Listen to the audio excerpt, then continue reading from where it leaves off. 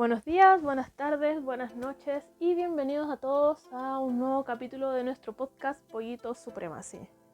Les habla Pollito número 2, me llamo Javiera Vivallos, soy un humilde estudiante de psicología de la Universidad Alberto Hurtado. Les traigo este podcast, este capítulo con el propósito de enseñar y generar conciencia sobre la violencia de género en los establecimientos educacionales. Bueno, como ya habrán escuchado en el capítulo anterior, nuestro enfoque va a ser a cómo se presenta, de qué manera afecta, cómo los colegios la manejan, cómo los reglamentos tienen contempladas soluciones para esta. Pero bueno, en este capítulo me voy a enfocar a los testimonios y a las entrevistas que tenemos. Toda esta información fue recopilada a través de diversas entrevistas, salidas a terreno en diversos lugares. ¿Por qué tanto lugar diferente? ¿Por qué tanta variedad de sistema? ¿Por qué todo no es tan fijo? Porque bueno, en realidad esto es un tema serio, es un tema delicado, porque todas las entrevistadas han tenido experiencias diferentes, pero aún así no son experiencias gratas, por lo que hay que hablar estos temas con cuidado en realidad. No estamos dirigiéndonos así como en una conversación de amigos que uno dice, no, y me pasó esto. No, estos son temas serios, temas que afectan demasiado a las víctimas y que muchas veces traen de vuelta sentimientos que en realidad tenían ya como enterrados, por decirlo de alguna forma, porque son temas que pasaron cuando las entrevistadas eran pequeñas, en diversas etapas de su vida, que ahora manejan herramientas diferentes, porque no le va a decir a una niña de 10 o 13 años que maneje una situación de la misma forma que lo haría una persona de 20 o para arriba. Entonces hay que saber manejar bien este tema con todo el respeto que merece. Bueno, partiendo con dejar claro que no se darán nombres por solicitud de las propias entrevistadas y que quizás se mencionen los nombres de los colegios, pero esto no es con una intención ni de funa ni de tomar represalias de ninguna forma, porque la mayoría de las entrevistadas ya son ex estudiantes, ya salieron de esos colegios, ya siguieron con su vida, ya de alguna forma pudieron sobreponerse ante estas situaciones. Por lo que esto es con una intención de visibilización y no de generar de nuevo violencia de alguna forma ni de ninguna represalia ante nadie. Bueno, uno de los testimonios que como más se repite es el del acoso. Tocaciones indebidas, sin permiso, que entre comillas es lo menos grave que hemos encontrado en las entrevistas. Y es triste decirlo, porque es muy grave igual. Pero si nos ponemos a hacer contraste, podemos llegar a que es una situación es la que menos ha escalado en cuanto a violencia en sí. Por ejemplo, una de las entrevistadas cuenta que un compañero la acosaba, le comentó que le gustaba. Este compañero le dijo así como, no, me gustas, y esta compañera lo rechazó en reiteradas ocasiones, y este compañero de todas formas seguía enviándole mensajes, todo, mandándole fotos indebidas, mandándole fotos íntimas no solicitadas, y ya después cuando esta alumna reclamó, no la pescaron. No hicieron nada al respecto, no la ayudaron ni nada, pese a que tenía fotos, pero los profesores pensaban que en realidad era porque ella lo había provocado, se le echó mucho la culpa. Entonces se le echó mucho la culpa a la víctima. Ojo, y esto siempre pasa, y sé que no hay que hacer generalizaciones, pero es que es triste pensar en esta realidad, porque bonito sería decir, no, es que tuvo una solución maravillosa y que todo salió bien, pero no, después incluso esto de que la compañera acusó esta situación, primero se siguió repitiendo la situación. Segundo, el acoso por parte de este compañero aumentó y ya eran cuestiones físicas. La buscaba, le tomaba la mano, entre otras cosas. Entonces, pensar en esto, pensar que no tuvo solución, pensar que la única solución que tuvo esta compañera fue tener que salir del colegio porque ya se había graduado. Por suerte esto fue cuarto medio, fue su último año. Salió y no volvió a ver a esta persona, fue la única forma en que esto cesó, es bastante fuerte. Y teniendo en consideración que esto es uno de los testimonios más suaves que tenemos, es impresionante. Es como para pensar. Otro testimonio que tenemos es, bueno, más que testimonio uno solo, esta es una recopilación de varias cosas, varias situaciones que se dan en los colegios.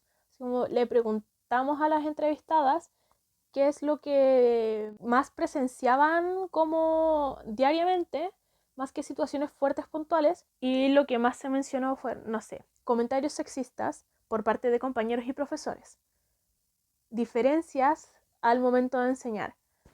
Por ejemplo, principalmente en educación física se comentó mucho respecto a las diferencias que se hacían y a las divisiones constantes entre hombres, mujeres, y de cómo se insultaba a las niñas, se las denigraba, se las miraba en menos al momento de hacer equipos, porque muy pocas ocasiones eran las que se ocupaban equipos mixtos, y cuando esto sucedía, los compañeros se sentían muy enojados, muy como ofendidos al tener que hacer equipo con mujeres, porque en realidad, según ellos, según su percepción y según lo que daba a entender incluso el profesor, era que no daban el mismo nivel, que eran básicamente una carga, que no podían tener el mismo rendimiento que sus compañeros, por lo que realmente no tenían el mismo acceso a aprender deportes, a poder practicar, porque se las dejaba en un rincón, se las dejaba así como, por decirlo de alguna manera, no,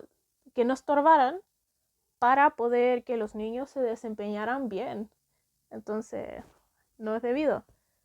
Otra cosa que se comentó mucho es respecto al tabú y a todos los comentarios que se hacían alrededor de la menstruación.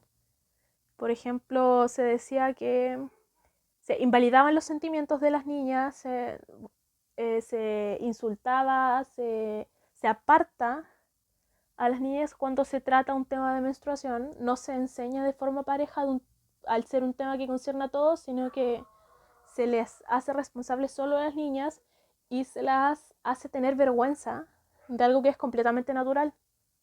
Porque todas las personas con ovarios menstruamos y es algo que pasa, que es completamente normal, y se ha generado un tabú alrededor de esto que en realidad es terrible, porque uno no puede hablar de ciertos temas, no puede pedir ayuda a cualquiera porque tiene que pensar dos veces si esta persona va a estar preparada, porque al momento que alguien está menstruando y quiere pedir ayuda, parece esto tráfico, parece esto algo muy ilegal, porque si uno se quiere conseguir una toallita, un tampón, lo que sea, es algo secreto, es algo que no se debe mencionar en voz alta, porque puede poner incómodos a nuestros compañeros, y esto no debería ser así.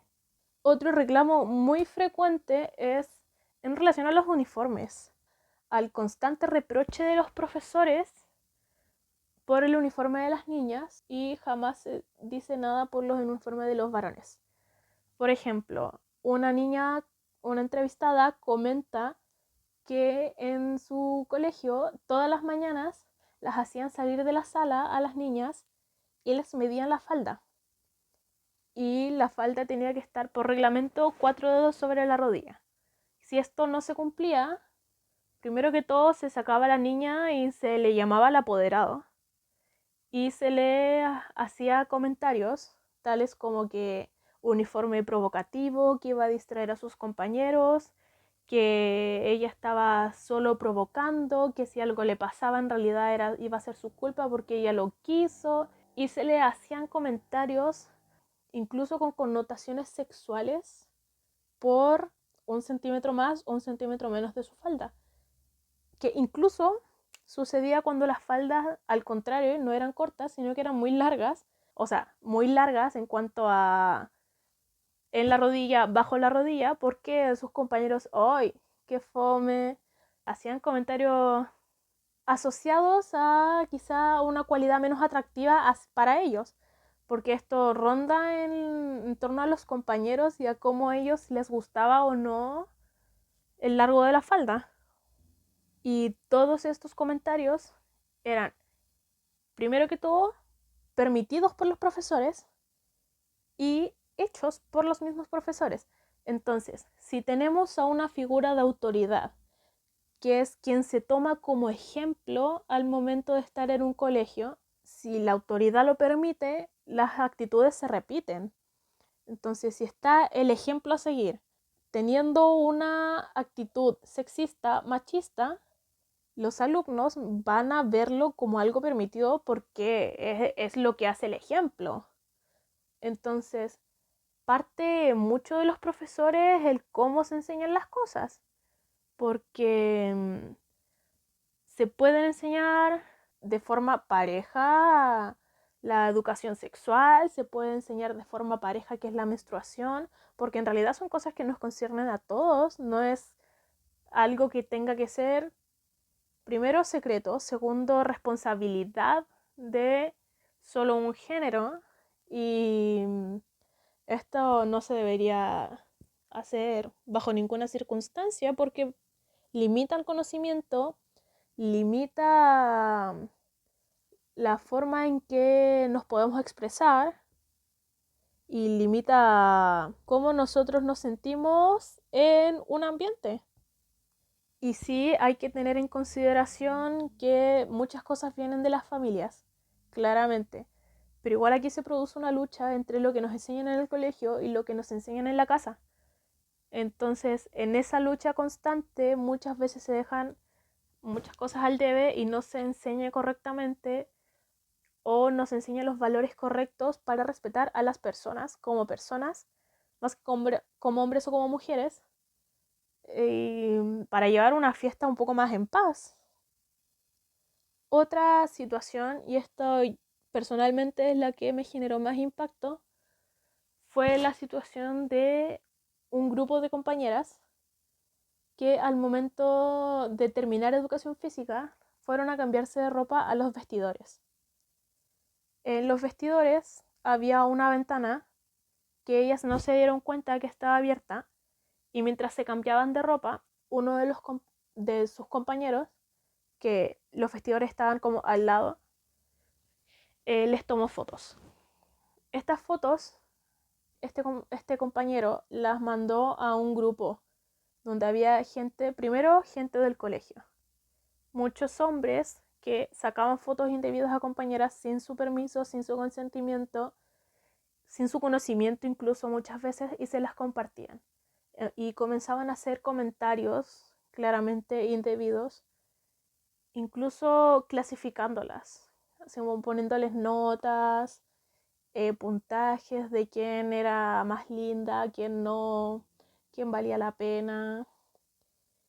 Y bajo esta situación, después estas compañeras se enteraron que le sacaron fotos y pusieron inmediatamente un reclamo primero con el profesor, que era el encargado de supervisar, que es quien debería haber estado frente a los vestidores vigilando que no existiera intercambio para ninguno de los dos lados. Y después de este profesor lo reclamaron ya con la directora, con la inspectora, y esta situación quedó en nada. Pero nada, o sea, las víctimas tuvieron que seguir viéndole la cara a los culpables y los culpables siguieron su vida como si nada. Ni siquiera tuvieron en consideración que esto era un grupo masivo, que si bien la situación puntual ahora habían sido las fotos y que las tomaron y que las compartieron, pero esto era un grupo muy grande. Y de este grupo no se sabe si las fotos salían más allá incluso, porque eran fotos de compañeras en vestidores. Entonces, habían compañeras sin polera, habían compañeras que se estaban, no sé, poniendo las panties, se estaban cambiando la blusa. Entonces, habían compañeras en diversas, primero en diversas, no sé, posiciones, por decirlo de alguna forma, en diverso vestuario. No es que todas estuvieran con ropa, no es que todas estuvieran sin ropa, pero sí se estaban cambiando de ropa. Entonces claramente una en un ambiente de confianza está tranquila, se supone que debería estar segura, y viene alguien a romper esa tranquilidad, viene alguien a romper esa privacidad, esa intimidad que se genera, y comparte las fotos generando inseguridades, generando mucha ira, mucha impotencia por algo que primero podría haberse evitado con una buena supervisión. Segundo, con una buena educación, unos buenos valores, podría haberse ni siquiera producido el intento de que esto pasara.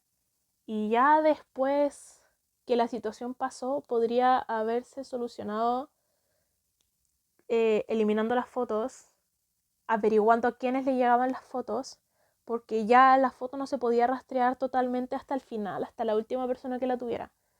Pero sí podían tomar medidas con todas las personas que estaban en ese grupo, porque ese grupo tenía nombres, tenía números, tenía identidades, tenía caras, tenía todo, como para dar una solución, un pie inicial a un poco de tranquilidad por parte de las víctimas, y esto no fue así. Actualmente no se ha hecho nada. Actualmente estas personas están sin castigo alguno, y no necesariamente tiene que ser un castigo de golpes ni nada por el estilo, pero sí las víctimas esperaban una solución. Definitivamente esperaban que algo pasara, tuvieron fe en alguna solución, en esperar algo, y no llegó nada. A lo largo de estas entrevistas se podía sentir la ira, se podía sentir el disgusto, se podía sentir la impotencia en cada testimonio. Cada persona que hablaba expresaba cómo se sentía indefensa, cómo en ese momento, sin las herramientas con las que cuenta hoy en día, no pudieron hacer nada para defenderse. Y no es que no acusaran, no es que no avisaran a un adulto responsable, porque avisaron y nadie hizo nada, porque informaron a todos los adultos que pudieron, y realmente no pasó nada.